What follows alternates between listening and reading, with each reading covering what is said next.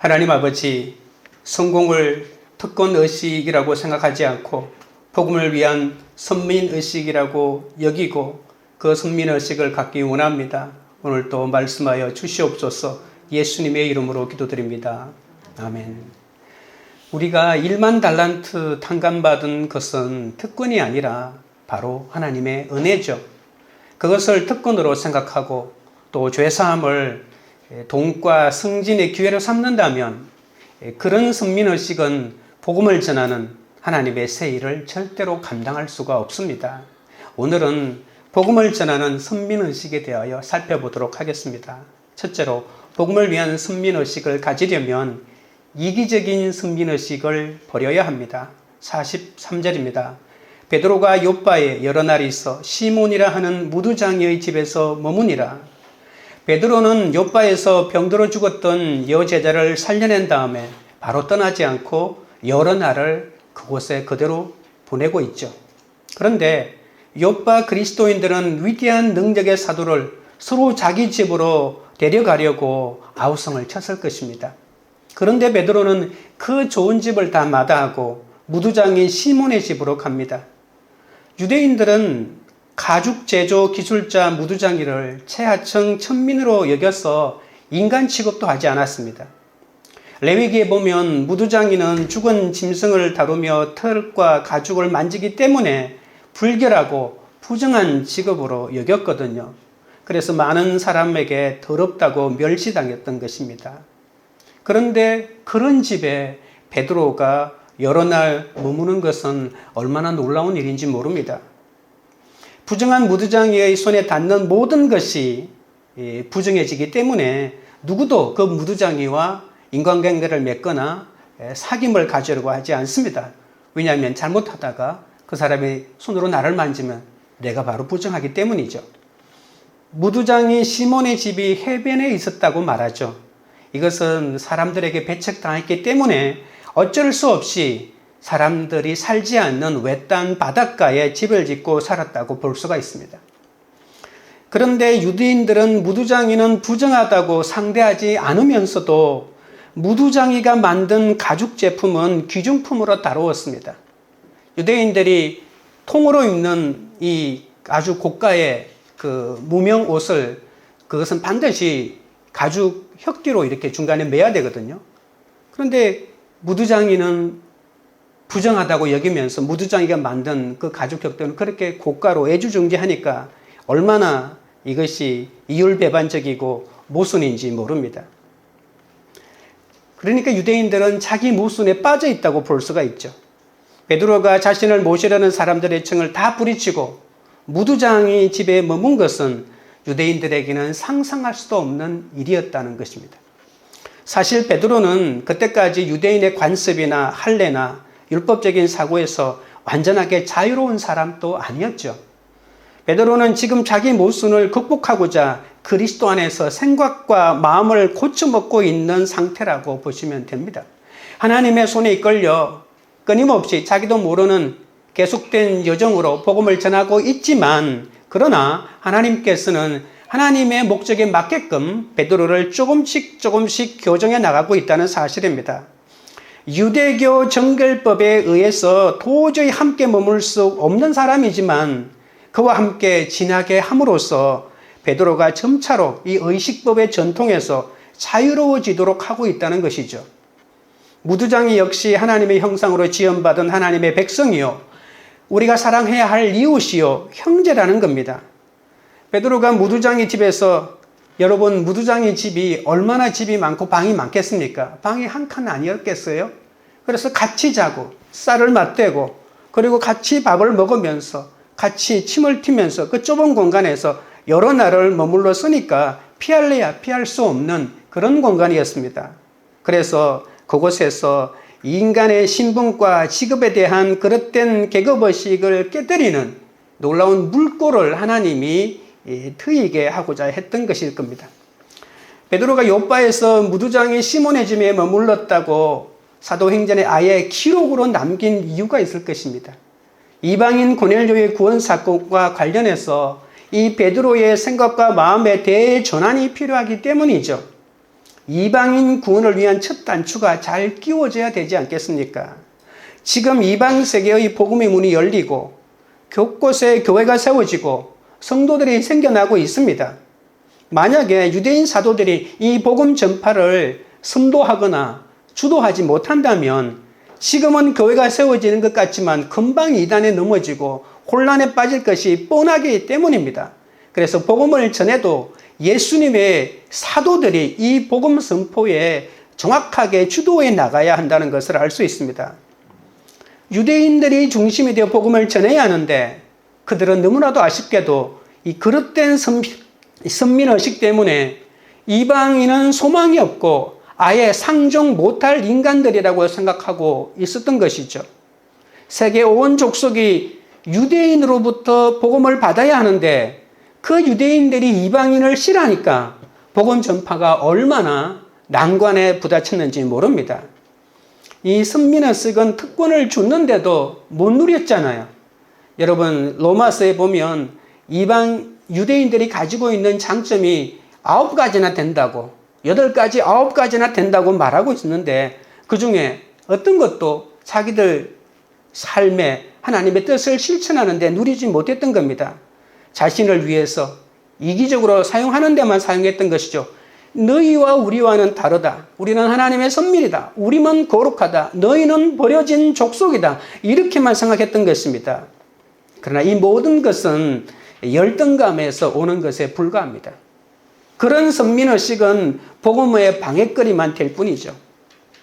하나님은 이 유대교의 배타적인 선민의식에 사로잡혀 있는 베드로에게 이방인에 대한 하나님의 오랜 구원 경륜을 가르치시고 계시는 겁니다. 하나님의 뜻을 고도로 예민하게 분별하여 알아듣고 순종하도록 당금질되고 준비된 종들을 통해서 성취됩니다. 하나님은 바울과 베드로를 이방 선교회 최전선에 배치하여 유대교 안에 수백 년 동안 퇴적되어 온 그릇된 선민의식과 멸방을 멸시하는 사상을 떨쳐버리고 이방인들이 하나님 나라로 밀려 들어오는 이방 선교 시대를 열고자 하고 준비하고자 하신 겁니다. 하나님의 구원 계획은 이 준비된 인물의 회심이나 대각성을 통해서 일어나거든요.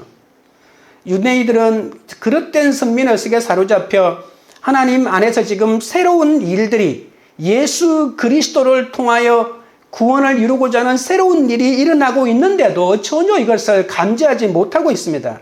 물론 우리는 옛날 전통 방식으로 하나님의 일을 하는 것도 중요하지만 그러나 그것이 하나님의 새 일을 맞서는 방해거리가 된다면 심각한 얘기 아니겠습니까?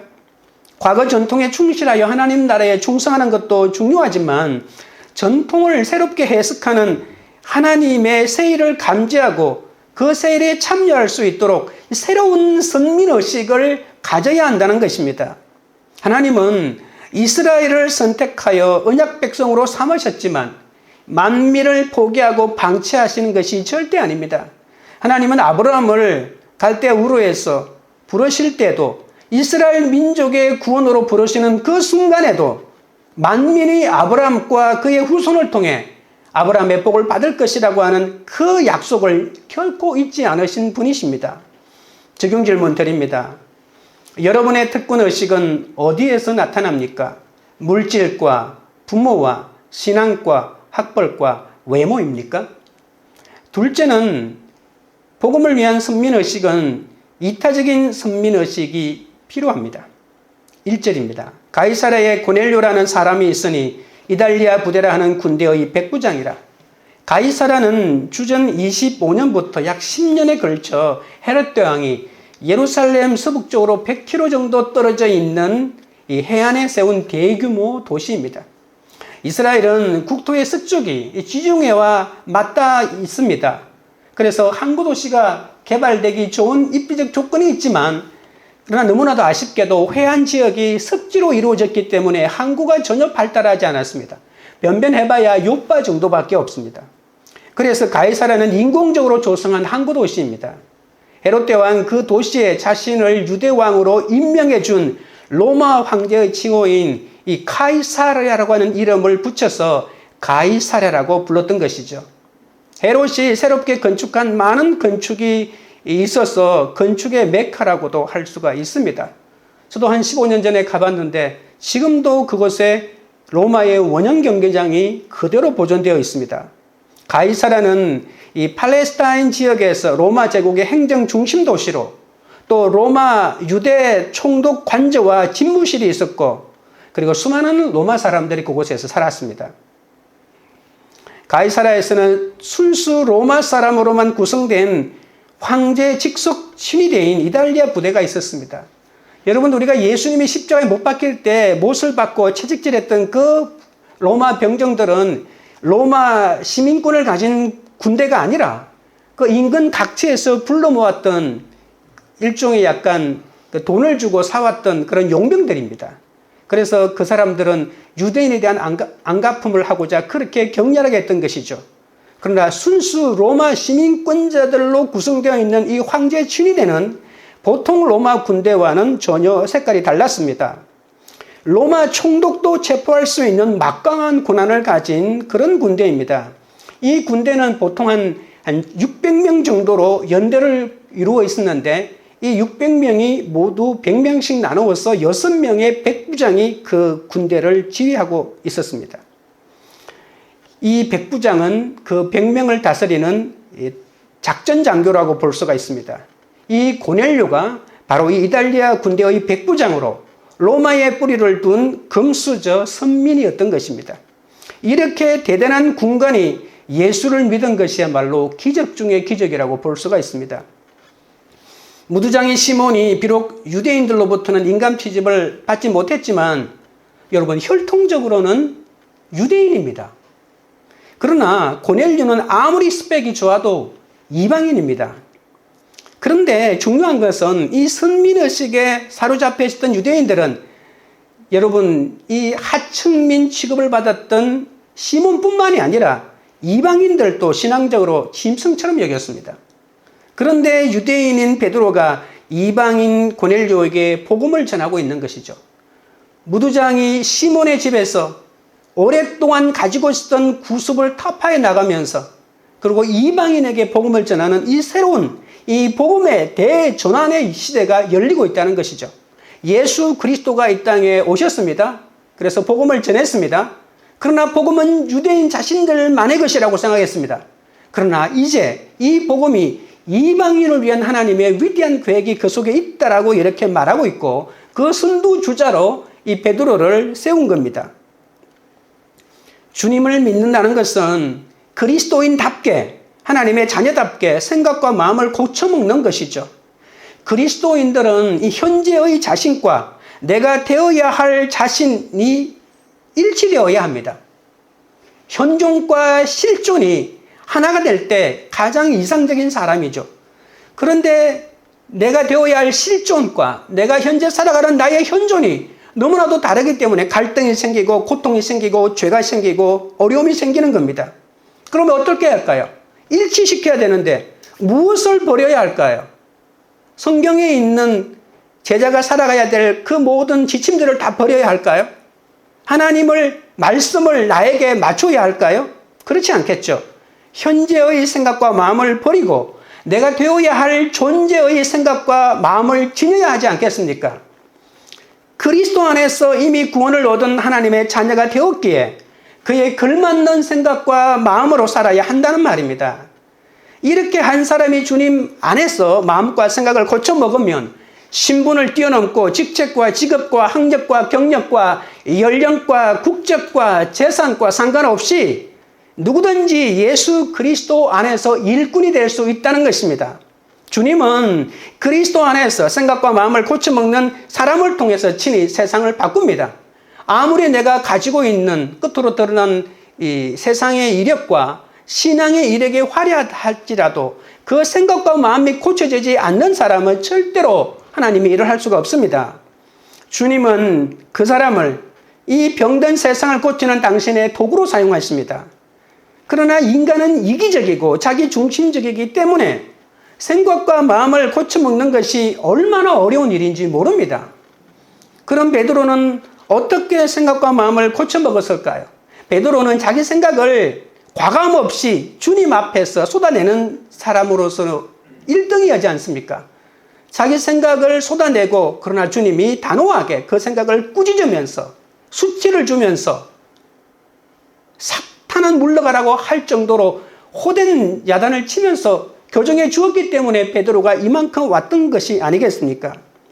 베드로는 부활의 주님으로부터 예루살렘을 넘어 유대와 사마리아를 거쳐 땅끝까지 이르러 주님의 증인이 되라는 이 명령을 받았음에도 히브리파 유대인의 한계를 넘지 못하고 예루살렘만 고수하며 그곳에 앉아 있었습니다.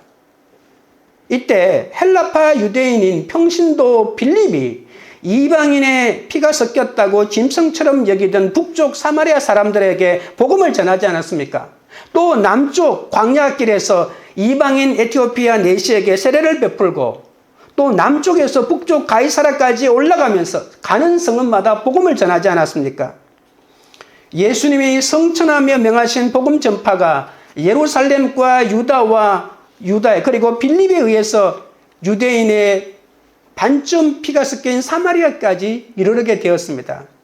그때부터 지금까지 2000년 동안 땅 끝까지 마지막 남아있는 그 지점을 향하여 복음이 전파되고 있지 않습니까? 이방 땅에도 복음이 들어가는 것, 이것이야말로 하나님의 가장 큰 하나님의 뜻입니다. 이렇게 빌립이 예루살렘 밖에서 역사하는 복음의 능력을 확인시켜 주자 그제서야 히브리파 유대인이었던 베드로가 예루살렘을 나올 수가 있었던 것이죠. 베드로도 사방으로 두루다니다가 룻다라고 하고 욥바라고 하고 가이사라 가서 고넬료에까지 복음을 전하게 되었죠.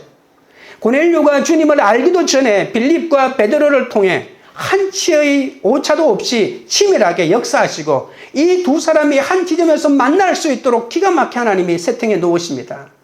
주님이 작정하신 때에 가이사라의 고넬료를 구원하고 계시다는 겁니다. 보통 사람들은 만나기도 쉽지 않은 대단한 선민인 고넬료가 베드로를 찾아오게 하심으로 땅끝이 시작되고 있다는 것이 우리에게는 위대한 사건이라는 거죠. 베드로는 이 구속 역사를 삶으로 체험하였기에 생각과 마음을 고쳐먹었던 겁니다. 여러분, 한 번에 완전히 세상의 이치를 다 깨달아 주님의 길을 끝까지 가는 사람이 있는 반면에 중간중간에 주님께서 깨닫게 해주시는 그 과정들을 거쳐가면서 걸어가는 사람이 있습니다. 베드로가 바로 그런 사람입니다. 사람은 한 번에 바뀌는 것이 중요한 것이 아니라 여러분, 나의 약함이 바로 나의 강함이라고 고백했던 사도 바울처럼 자신은 약하기 때문에 한 곱이 넘기고 또 주님을 의지하고 한 걸음 떼고 또 주님을 의지하고 그러면서도 끝까지 주님을 바라보고 내가 가야 될 길을 다 걸어가는 그러한 사도의 모습을 우리에게 보여주고 있는 것이죠. 주님을 믿는다면서도 주님의 말씀과 능력보다 자신을 더 신뢰하는 사람은 절대로 생각을 고쳐먹지 못합니다. 아니, 내 생각이 최고인데 뭘 고쳐먹고 말고가 있겠습니까? 주님의 신비한 은혜를 경험한 사람만이 인간의 생각은 한낱 물거품에 지나지 않는다고 깨달았기 때문에 주님의 생각을 내 생각으로 고쳐먹고 그렇게 살고자 하는 것이죠. 2절입니다. 그가 경건하여 온 집안과 더불어 하나님을 경외하며 백성을 많이 구제하고 하나님께 항상 기도하더니, 한마디로 고넬료는 경건한 사람이라고 합니다. 경건이란 바로 신앙의 뼈대입니다. 경건이 없으면 신앙이 아니란 말입니다. 여러분, 능력이 기도가 아니라 경건이 신앙입니다. 경건하고 하나님을 경외하는 삶은 내가 비록 땅에 살고 있지만 하나님의 백성으로 살아가는 사람을 말하는 것이죠. 여러분, 고넬료는 가족들이 다 하나님을 경외한다고 말합니다. 여러분, 우리는 혼자 경건하고 혼자 예수 잘 믿는 사람 많이 보지 않습니까? 그런데 자기만 예수 잘 믿는 것이 아니라 가족이 다 예수를 잘 믿고 경건하다고 합니다. 남편 따로 아내 따로 예수 잘 믿는 사람이 많지만 온 가족이 다 예수를 잘 믿는 건 쉽지 않습니다. 세상에서 남편의 성격과 세상화를 가장 잘 아는 것이 바로 아내 아닙니까? 아내에게 존경받는 남편은 대단한 사람입니다. 고넬료는 아내와 자녀에게 존경받을 뿐만이 아니라 자기가 함께 일하는 직장의 부하와 그리고 몸종에게까지도 존경받는다고 볼 수가 있습니다. 고넬료는 집안의 사람들과 직장의 참모들과 종들마저 이 하나님을 경외하는 사람이 되게 했던 거죠. 여러분, 그 사람이 그냥 어느 날 아침에 갑자기 다 경건하게 되었을까요? 아니지 않습니까? 직장에서, 집에서 일하는 사람들로부터 존경받는 주인이 최고인데, 여러분, 월급 주고 부리는 사람들이 아니라 경건을 배우는 학생 아닐까요? 나 같아도 그런 데 있으면 종살이에 몸은 고되겠지만 그 집에 들어가서 내가 돈을 주고라도 그 집에 종살이를 하면서라도 그 주인의 경건을 배우고 싶다라고 하는 그런 생각이 들지 않겠습니까? 예수님이 종을 모집한다고 하면 가고 싶은 생각이 나지 않겠습니까? 도대체 삶을 어떻게 사는지, 밥은 어떻게 먹는지, 식구들을 어떻게 대하는지, 화났을 때는 어떻게 하는지, 그런 거를 하나씩 하나씩 사숙하면서 배우면서 제자가 되어가는 것 아니겠습니까? 이것이 바로 고넬료의 진면목이라고 볼 수가 있습니다. 고넬료는 구제하는 사람이라고 합니다. 여러분, 고넬료는 월급쟁이입니다. 아니, 월급쟁이가 도대체 돈을 얼마나 많이 받기에 그렇게 규제를 하겠습니까? 또한 고넬료는 기도하는 사람입니다. 원어로 보면 하나님께 언제나 기도하는, 원어로 안 봐도 그런 뜻이죠. 네, 원어를 볼 필요가 없습니다. 이것을 굳이 표현한다면 기도의 용사라고 하는 그런 뜻입니다. 중언부언하는 기도가 아니라 응답받는 기도의 사람이란 뜻이죠. 여러분, 세상 일에 정신이 팔린 사람에게 어떻게 환상을 보여주겠습니까? 고넬료는 로마 군관으로 이방인이었지만 하나님을 경외하고 가난한 자를 돌보았다는 것입니다. 하나님의 선택에는 차별이 없기 때문에 하나님은 누구에게든지 경건과 경외와 구제와 기도의 마음을 심어주십니다. 그걸 애써 뿌리쳐서 그런 거죠. 세상 만물을 통해 자신을 계시하시고 또 그분의 마음을 심으시고 그 마음을 품고 항상 기도하는 자를 하나님은 반드시 기억하십니다. 참으로 이타적인 선민의식을 가졌던 겁니다. 이스라엘이 선민의식으로 너무 악하니까 하나님이 이런 완벽한 고넬료 같은 모델을 옆에 붙여주신 것입니다. 여러분, 2절을 다시 보십시오. 이 사람이 누구라고요? 이방인이라는 겁니다. 유대인들도 이렇게 못하는데 이방인이 이렇게 살고 있다는 것입니다. 선민들이 자기가 선민인 것만 자랑했지 하나님이 원하는 것은 하지도 않았는데 선민이 아니면서도 이방인이면서도 선민처럼 살고 있는 그야말로 진짜 선민이 바로 이 고넬료 아니겠습니까? 가족에게 충성하고 사회에서는 백부장이고 영적으로는 경건하고 기도하고 부하들에게도 양육을 잘 시키고 그리하여 그 결과로 온 집안이 다 경건한 집안인데 여러분, 얼마나 보고 싶은, 닮고 싶은 그런 사람입니까? 고넬료는 영육이 완벽한 삶을 우리가 보여주니 우리가 주눅이 될 정도입니다. 이방인임에도 불구하고 하나님을 의지하고 경외하는 삶을 살았기에 이방인 구원 이루라고 하는 영예와 은혜를 그가 받지 않았습니까? 고넬료는 하나님 나라의 선민의식이 투철했습니다. 여러분, 선민의식은 피를 이어받았느냐 아니냐가 아닙니다. 하나님의 말씀대로 사느냐 살지 않느냐가 바로 선민입니다. 선민을 하나님이 택하며 뭐 하시게요? 복음을 전한다는 거죠. 진짜 선민의식이 있는 사람만이 복음을 전할 수가 있습니다. 유대인들은 그리스도인이 되었으면서도 이 진짜 선민의식을 갖지 못했기 때문에 과거의 전통에 사로잡혔기 때문에 이 사람은 무두장이라서 안 되고 이 사람은 이방인이라서 안 되고 이렇게 복음 전하는데 소극적이었는데 진짜 이방인 중에 진짜 선민이 나타나서 하나님의 뜻을 만족하게 해주고 있다는 것입니다. 돈도 많고 지위도 더 올라갈 곳이 없는 높은 자리에 이렇게 날마다 시간을 정해놓고 기도까지 하고 있으니 어떻게 이렇게 살 수 있었겠어요? 잠시 후면 돌아갈 영원한 집의 영광과 평안함을 보았기 때문에 가능하지 않을까요? 백부장이면 천부장 되고 싶지 않을까요? 로마에 있는 권력의 아부하여 빌부터 더 높은 자리에 올라가고 싶지 않을까요? 그런 세상 출세에 여러 가지 가야 될 길이 정해져 있을 텐데 이 사람은 그 엘리트 코스를 마다하고 예수 그리스도의 선민으로 살고자 이방인이면서도 선민으로 살고자 이렇게 작정한 사람 아니겠습니까? 우리도 사람을 평가할 때 직업이 뭐냐, 출신 지역이 어디냐, 출신 학교가 어디냐를 먼저 따집니다. 그러나 그 사람의 소속과 지역과 스펙보다 그 사람이 누구인가가 훨씬 중요하지 않겠습니까? 여러분, 이 고넬료를 생각하다 보면 북한의 관료나 군인들 사이에도 이 고넬료 같은 사람이 있지 않을까요? 모슬렘이나 불교나 힌두 문화권 속에서도 이런 사람이 있을 것입니다. 여러분, 우리가 왜 기도합니까? 이런 사람이 있기 때문입니다.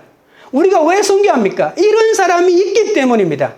뭔가 접촉점이 없어서 기다리고만 있는 사람, 정말 하나님의 선민이고 복음의 문을 열 사람인데 그것을 정화시켜주는 사람이 없기 때문에, 기다리는 사람이 열방에 있기 때문에 우리가 기도해야 되고 우리가 선교해야 되지 않겠습니까? 3절입니다. 하루는 제9시쯤 되어 환상 중에 밝기 봄에 하나님의 사자가 들어와 이르되 고넬료야 하니, 고넬료는 9시에 기도하는데 환상을 봅니다. 하나님은 모든 사람을 다 사랑하시지만 특별히 기도하고 구제를 많이 하는 사람에게 더 관심이 많습니다. 9시는 오늘날로 치면 3시입니다. 여러분, 무조건 성경에 있는 시간에 6을 더하면 오늘날의 시간이 됩니다. 보통 환상은 온 세상이 고요한 한밤중이거나 새벽에 오지 않습니까? 그러나 고넬료는 세상이 가장 분주하고 시끄러운 대낮에 환상을 통해 하나님의 말씀을 들었다고 합니다. 고넬료는 시간을 마음대로 사용할 수 있는 직업이 아니지 않습니까? 직장인인데요. 그것도 세계에서 군기가 가장 엄격했던 로마 군대 최정예 부대의 백부장, 장교 아닙니까? 고넬료가 환상으로 하나님의 말씀을 들었던 곳은 가장 분주한 그의 근무지 한복판이었을 것입니다. 사람들은 특정 장소와 상황 속에서만 환상을 보거나 하나님의 음성을 들을 수 있다고만 생각합니다. 그러나 고넬료는 자신의 일터에서 환상을 통해 하나님의 말씀을 들었던 사람입니다. 고넬료는 자기 자리를 사용해서 어디에 있든지 로마를 복음화시키는데 큰 역할을 했을 것입니다. 로마가 어떻게 300년 만에 복음화되었지? 이런 고넬료 같은 이런 지도자들이 있었기 때문에 가능했던 겁니다. 고넬료가 무슨 일을 할 수 있었다고요? 여러분 보십시오. 자기 가정에 있는 모든 사람을 하나님 믿게 하지 않았습니까? 친척을. 여러분, 이것이 바로 씨앗입니다. 그 친척이 또 친척에게, 그 자녀들이 결혼해서 이 부하들이 다시 집으로 돌아가서 수많은 로마의 지식계층으로 지도자들에게 복음이 전파되는데 이력을 담당하지 않았겠습니까? 고넬료의 이 복음의 문턱을 넘는 것이 로마 복음화의 첫걸음이라고 말해도 너무 과한 말이 아닐 것입니다. 유대인들의 선민의식을 납작하게 해주기 위해서 이 세상의 특권으로 가득 차 선민 같아 보이는 고넬료를 하나님이 준비하신 것이죠. 이렇게 거대한 로마의 권력도 하나님 나라의 영광권은 비교할 수 없음을 실제로 그 몸으로 보여주는 모델 아닙니까? 고넬료가 그것을 못 깨달았다면 무엇 때문에 출세길을 마다하고 이와 같은 판단을 하고 결단을 하겠습니까? 그는 2000년 이상 영원히 생명책에 기록될 진정한 선민입니다. 아직도 지금 우리가 이렇게 2000년 후에 우리가 이 사람을 기억하고 있지 않습니까? 고넬료는 이방 전도를 위해 그릇 자체가 갖추어진 사람도 필요하다고 하는 것을 여실히 보여줍니다. 여러분, 복음을 전하기 위해서, 더 큰 복음을 전하기 위해서는 이렇게 모든 것이 갖추어진 사람이 필요하다는 겁니다. 그래서 지식인들이, 그리고 준비된 사람들이 하나님을 위해서 더 큰 마음을 고쳐먹어야 한다는 것입니다. 적용 질문 드립니다. 여러분은 경건한 신앙생활을 위해 매일 시간을 정해놓고 기도하십니까? 배우자와 자녀와 직장 동료에게 얼마나 선한 영향력을 미치고 있습니까? 셋째는 기도와 구제가 하나님 앞에 상달되어야 복음을 위한 선민의식이 될 수가 있습니다. 4절입니다. 고넬료가 주목하여 보고 두려워 이르되 주여 무슨 일이니까? 천사가 이르되 내 기도와 구제가 하나님 앞에 상달되어 기억하신 바가 되었으니, 고넬료가 여전한 방식으로 경건하게 기도하고 사니까 날마다 기도했던 구시의 환상을 보게 된다는 것입니다. 여러분도 시간을 정해놓고 그 시간에 매일 기도하면 그 시간에 하나님의 환상을 보여줄 것입니다. 고넬료는 두려워 떨며 무슨 일인지 묻자 천사가 내 기도와 구제가 하나님 앞에 상달되어 기억하셨다고 말합니다. 여러분, 상달되었다는 말은 고넬료의 기도와 구제가 하나님이 기뻐하시는 제물이 되었다는 말 아닙니까? 규칙적인 구제와 기도가 하나님과 영적으로 소통하고 친밀한 교제를 나누는데 얼마나 중요한지 모릅니다. 여러분, 구제는 하늘에 보물을 쌓아두는 것입니다. 하늘에 보물을 쌓아두는 것은 가난한 자의 호주머니에 보화를 쌓아두는 일이라고 했습니다. 비록 고넬료가 하나님의 친백성이 아닌 약속과 언약의 바깥 이방인 아닙니까? 하지만 이러한 지속적인 기도와 구제 활동을 통해 하나님의 은혜에 이끌려 마침내 온전한 구원에 대한 계시를 보게 되었습니다. 여러분, 오늘 기억하신 바가 되었다라고 하는 말이 있습니다. 원어로 하나님을 기념할 만큼 하나님이 기쁘게 받는 제물이란 뜻입니다. 하나님 앞에 기념비가 되었다는 이런 말입니다. 여러분, 고넬료의 기도가 얼마나 아름다웠던지 그의 기도가 상달되어 하나님 앞에 기념비가 되었겠습니까? 고넬료가 구제하는 사물 없이 입으로만 기도했다면 절대로 기념비가 못 되었을 것입니다. 그러니 기도에 더 큰 능력을 받기 위해서는 구제하면서도 기도하는 것입니다. 구제는 행위보다 구제하고자 하는 그 자비로운 마음이라고 했죠. 국률이 여기는 마음으로만 끝나지 않고 국률이 여기는 행동으로까지 나아가는 그 마음입니다. 여러분, 사람을 국률이 여기는 마음 없이 자신을 과시하는 구제는 하나님이 더럽다 하십니다. 마태복음 6장에서 구제할 때 사람에게 영광 받으려고 회당과 거리에서 나팔을 불지 말라고 하지 않았습니까? 나 구제했소 하면서 나팔을 분다는 겁니다. 구제할 때는 오른손이 하는 것도 왼손이 모르게 은밀하게 해야 하늘에 계신 너희 하나님 아버지께서 갚으신다고 말씀하셨습니다. 그렇지 못한 모든 구제는 하나님과 상관없는 자기 홍보에 불과합니다. 날마다 어떻게 되든 오로지 자기 욕구만을 채우는 이기적인 기도 아니겠습니까? 자신을 뛰어넘는 사랑해야 할 이웃을 위한 이타적인 기도, 한 사람이라도 더 많은 사람과 더불어 살기 위한 성숙한 기도가 하나님의 선민이 드리는 기도 아니겠습니까? 하나님의 선민이라면 이타적인 중부 기도로 살아야 합니다. 고난의 양이 그만큼 많은 사람이 기도의 자리에 앉지 않겠습니까? 여러분, 기도보다 더 중요한 것은 기도의 결과로 드러나는 삶입니다. 사람들은 절박할 때 금식기도 드립니다. 그러나 아무리 오랫동안 금식기도를 드려도 사람을 긍휼히 여기는 삶이 따르지 않으면 의미 없는 공기를 진동시키는 그 진동에 불과합니다. 긍휼히 여겨야 할 사람에게 긍휼히 여기는 삶은 하나님은 금식기도보다 더 귀한 기도로 여기신다는 말입니다. 사람을 긍휼히 여기는 마음으로 기도해야만이 자기 중심적이고 이기적인 이 마음을 뛰어넘는 이타적인 기도를 드릴 수 있기 때문입니다. 여러분, 고린도전서 13장에 내가 가진 모든 것으로 구제하는 것보다 더 중요한 것은 이 사랑하는 마음이라고 하지 않았습니까? 내게 있는 모든 것으로 구제하고 누군가를 위해서 내 몸을 불사르게 내어준다는 것, 여러분, 이건 너무 가볍게 생각해야 될 게 아닙니다. 얼마나 위대한 구제입니까? 그런데도 상대에 대한 사랑이 없다면 아무런 유익이 되지 못한다고 하는 충격적인 말을 하고 있습니다. 상대에 대한 사랑과 긍휼이 배제된 구제 행위는 자기 과시요 자기 홍보에 불과합니다. 5절 6절입니다. 내가 지금 사람들을 요바에 보내어 베드로라 하는 시몬을 청하라. 그는 무두장의 시몬의 집에 유숙하니 그 집은 해변에 있다 하더라. 여러분, 하나님의 계시가 얼마나 구체적이고 분명합니까? 못 알아들을 말이 없습니다. 서쪽으로 가면 귀인을 만날 것이다. 하나님은 이렇게 말하지 않습니다. 요바로 가라. 베드로를 찾으라. 그 베드로는 해변가 가죽공인 시몬의 집에 있다고 너무나도 구체적으로 말씀하십니다. 절묘한 만남이 그래서 이루어지는 것이죠. 이런 정확한 만남을 이루기 위해 우리는 날마다 정확하게 말씀을 읽어야 합니다. 말씀 속에 하나님의 계시가 들어있는데 우리는 말씀을 읽지도 않고 묵상하지도 않으면서 하나님이 왜 말씀하지 않냐는 이 말만 하고 있지 않습니까? 유대인의 선민주의가 대단하다는 것을 고넬료도 들어서 잘 알고 있었습니다. 그런데 베드로가 유대인의 관습을 무시하고 무두장이의 집에 머문다는 말을 듣자 고넬료는 이방인인 자신의 초청을 반드시 베드로가 응답할 것이라고, 받아들일 것이라고 하는 확신이 생겼습니다. 왜냐하면 그가 무두장이 집에 있다는 것을 하나님의 말씀해 주었기 때문에.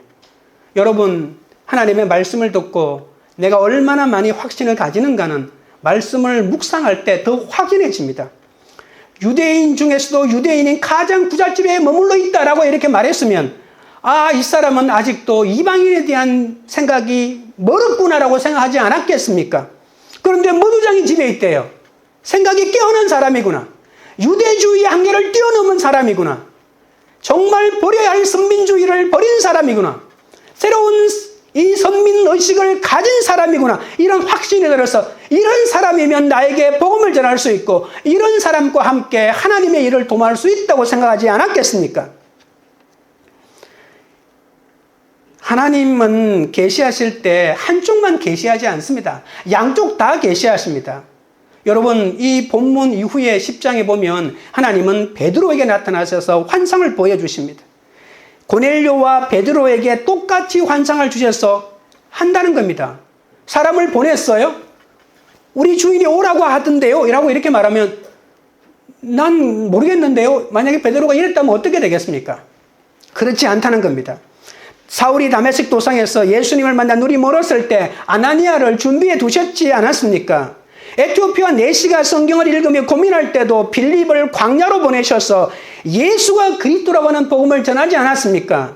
하나님은 막연하게 준비 없이 일하시지 않습니다. 하나님은 미리 사람을 준비하시고 돈을 모으시고 당신의 일을 시작하십니다. 하나님이 일을 할 때는 염려하지 마셔야 합니다.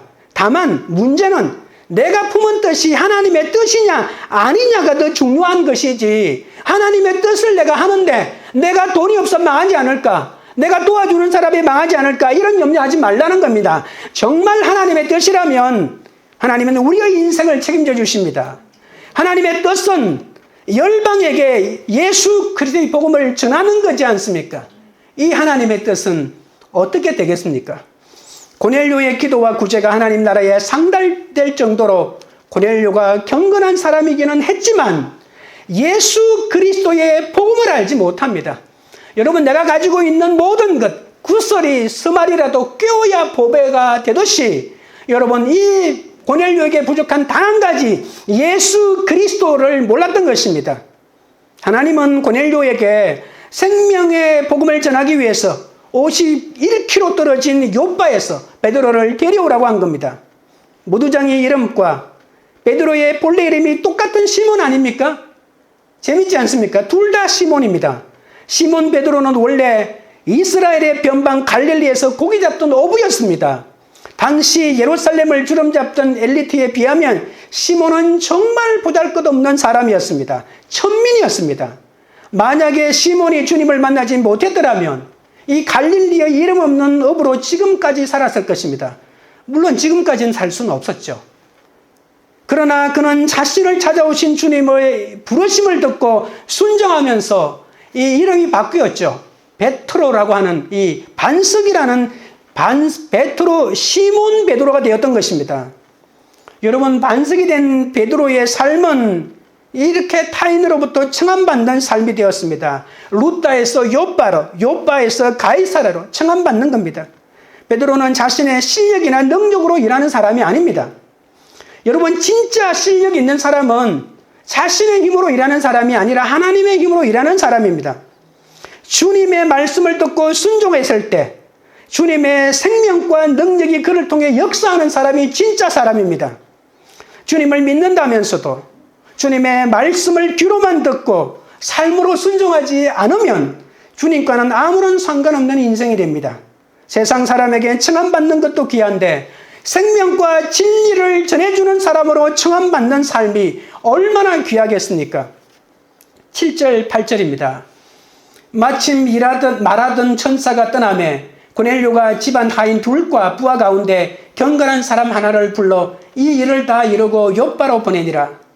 자신에게 말하던 천사가 떠나자마자 고넬료는 하인 2명과 경건한 부하 한 사람을 불러 환상 체험의 자초지종을 말하고 요바에 있는 베드로에게 보냅니다.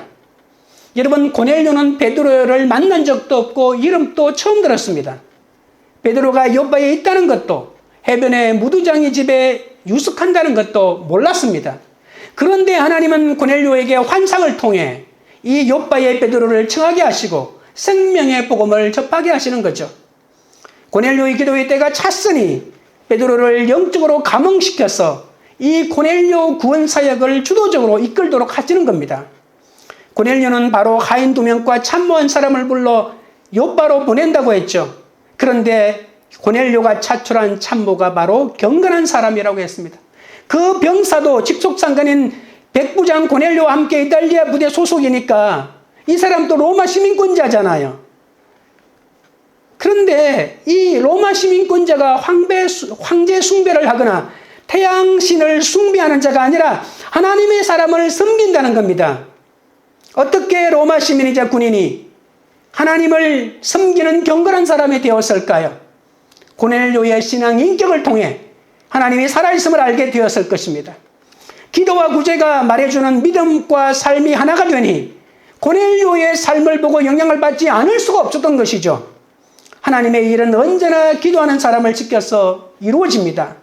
능력 있는 사람이 아니라 하나님을 경외하는 사람에게 맡겨야 합니다. 여러분, 51km를 왕복하려면 발이 빠른 사람을 불렀다 이렇게 말해야 되지 않겠습니까? 길을 잘 아는 사람을 불렀다든지 뭔가가 다른 이유가 있을 텐데 이런 일을 하는데도 경건한 사람을 불렀다고 하지 않습니까? 능력 있는 사람이 아니라 하나님을 경외하는 사람에게 일을 맡겨야 합니다. 그 사람이 일을 잘못할 것 같아도 그 사람이 결국 큰 일을 해냅니다. 아무리 똑똑해도 기도하지 않는 사람에게 일을 시키면 안 됩니다. 능력은 있는데 기도하지 않는 사람을 제일 조심해야 할 사람입니다.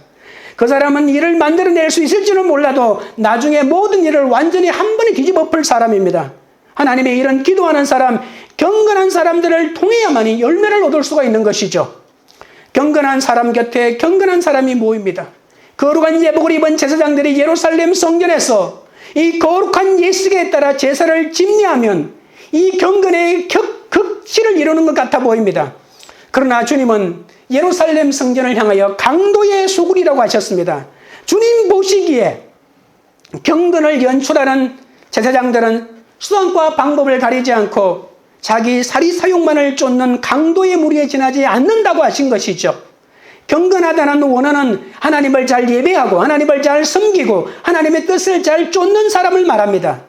경건은 외적 모양이 아닙니다. 경건은 끝으로 드러난 외적 모양보다 경건을 이루는 내적인 바탕이 훨씬 더 중요합니다.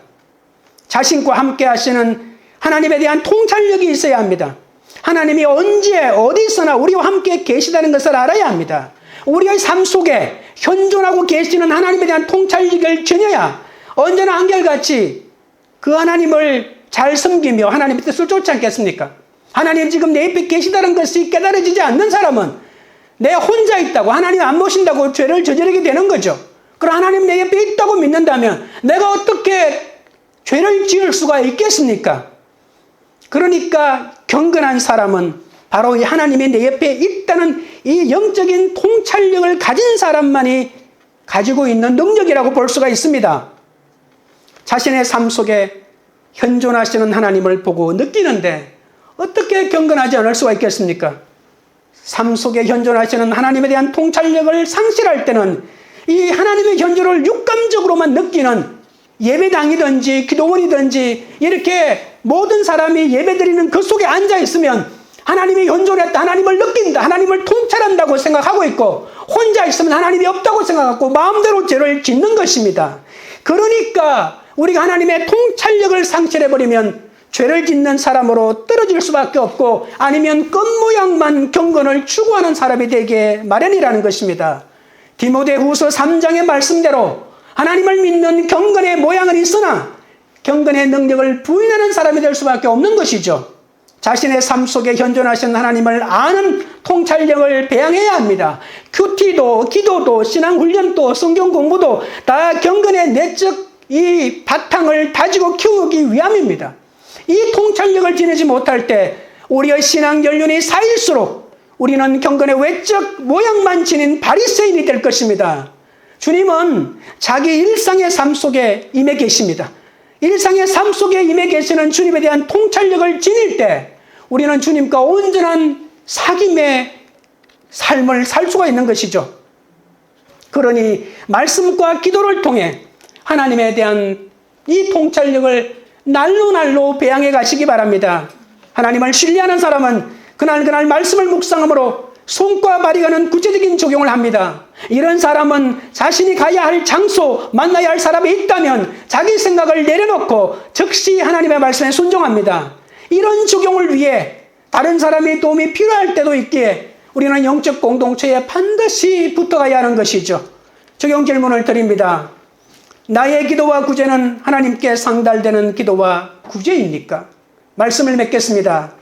복음을 위한 선민의식은 이기적인 선민의식을 벼려야 가능합니다. 복음을 위한 선민의식은 구원을 위해 이타적인 선민의식이 있어야 합니다. 그리고 기도와 구제가 하나님께 상달되어야 합니다. 하나님의 선민의식은 특권이 아니라 복음으로 사람을 살리는 하나님의 도구가 되는 것입니다. 구원을 위해 말씀을 적용하며 살아가는 복음을 위한 선민으로 살아가시는 여러분 한 분 한 분 되시기를 주님의 이름으로 축원드립니다. 찬양 드리고 기도하겠습니다.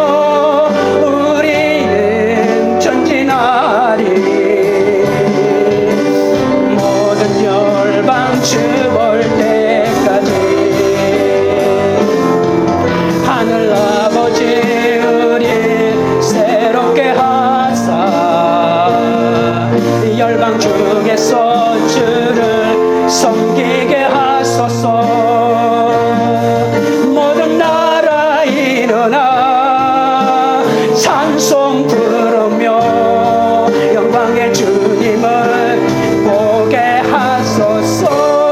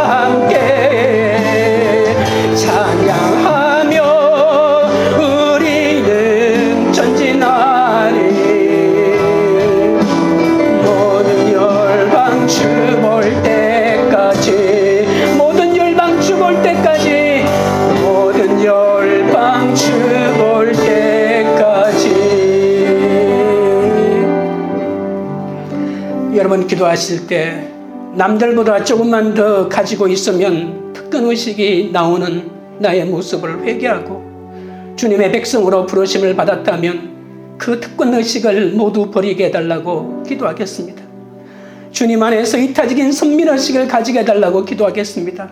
경건한 신앙생활을 위해 매일 시간을 정해놓고 기도하게 해달라고, 가정과 직장에서 경건의 열매를 맺게 해달라고, 나를 통해 변화되는 사람이 있게 해달라고, 선한 영향력을 끼치게 해달라고 기도하겠습니다. 나의 기도와 구제가 세상 사람들에게 인정받는 것이 아니라 하나님 앞에 상달되어 기념비가 되게 해달라고 기도하겠습니다. 주님이 기뻐 받으시는 제물이 되게 해달라고 우리 주여 세 번 부른 다음에 기도하며 주께 나가겠습니다. 주여, 주여, 주여. 거룩하신 하나님 우리 아버지여, 남들보다 조금만 더 가지고 있으면 그것이 물질이든 그것이 부모든 배경이든 신학이든 학별이든 외모든 특권의식이 나오는 것을 용서하여 주옵소서. 주님의 백성으로 부르심을 받았다면 그 특권의식을 버리게 하여 주시옵소서. 주님 안에서 이타적인 선민의식을 가지게 하여 주옵소서. 경건한 신앙생활을 위해 매일 시간을 정해놓고 기도하게 하여 주옵소서. 가정과 직장에서 경건의 열매를 맺게 하여 주옵소서. 나를 통해 구원받는 사람, 나를 통해 변화받는 사람을 허락하여 주시고 선한 영향력을 끼치는 사람이 되게 하여 주옵소서. 나의 기도와 구제가 하나님 앞에 상달되는 기도와 구제가 되게 하시고 하나님 앞에 기념비가 되게 하여 주옵소서. 주님이 기뻐 받으시는 그런 제물이 되게 하여 주시옵소서. 하나님 아버지, 하나님을 신뢰함으로 그날 말씀을 묵상함으로 손과 발이 가는 구체적인 적용을 찾아야 된다고 하셨습니다. 그런데 저는 내가 가야 할 장소, 만나야 할 사람이 있는데도 내 생각을 내려놓고 순종하지 못할 때가 너무나 많았사오니 불쌍히 여겨 주옵소서. 날마다 하나님이 나에게 명령을 듣고 구체적인 적용을 하게 하시고 하나님의 마음을 품고 하나님이 기억하는 사람이 될 수 있도록 인도하여 주옵소서. 남들보다 물질이나 신앙이나 학벌이나 외모를 가리지 않고 조금만 더 가지고 있다고 생각하면 나는 특별하다는 특권의식이 발동하고 주님이 부르심을 받은 백성으로 이 모든 특권의식을 버리게 하여 주옵소서. 이 특권의식이 나를 망하게 하고 나의 모든 하나님의 로바트 받은 소명도 버리게 되는 길임을 알게 하여 주옵소서. 주님 안에서 주님 때문에 주님을 힘입어 그리스도인답게 생각과 마음을 고쳐먹게 하옵소서. 인생의 봄이라고 교만에 빠지지 않게 하시고 인생의 겨울이라 절망하지 않게 하시고 언제 어디서나 어떤 상황에서나 주님 안에서 고쳐먹은 마음과 생각으로 초지일관하게 복음을 전하는 주님의 일꾼이 되게 하여 주옵소서. 주님 안에서 이타적인 선민의식을 가질 수 있도록 매일 시간을 정해놓고 기도하게 하옵소서. 세상의 크고 작은 사건 속에서도 바람소리 속에서도 언제 어디서나 하나님의 음성을 듣는 귀와 하나님을 보는 눈을 허락하여 주옵소서. 성경 말씀의 참 의미를 깨달아 말씀대로 믿고 살고 누리는 그런 사람이 되게 하여 주옵소서. 더불어 사는 보이지 않는 수많은 사람을 생각하며 그들을 돕는 사람이 되도록 인도하여 주옵소서. 언제 어디서나 우리의 기도와 선한 행위가 하나님 앞에 상달되기 소망합니다. 가정과 직장에서 경건의 열매를 얻기 원합니다. 우리의 기도와 삶이 하나님이 기뻐 받으시는 향기로운 제물이 되게 하옵소서. 그리하여 이 땅에 하나님의 이름과 영광을 또 높이는 그런 비념비를 세우는 각 사람이 되게 하옵소서. 관계 우리들 교회가 하나님께 상달되는 기도와 구제로 말씀 묵상의 조력을 보이는 영적 공동체가 되게 하옵소서. 각자 있는 자리에서 이타적인 주님의 선민의식을 가지고 구원을 위해 늘 구별된 태도를 살게 하옵소서. 고넬료 같은 삶을 사는 공동체가 되게 하옵소서. 우리를 위해 열방의 복음을 전하는 그런 공동체가 되도록 인도하여 주시옵소서. 예수님의 이름으로 기도드리옵나이다. 아멘.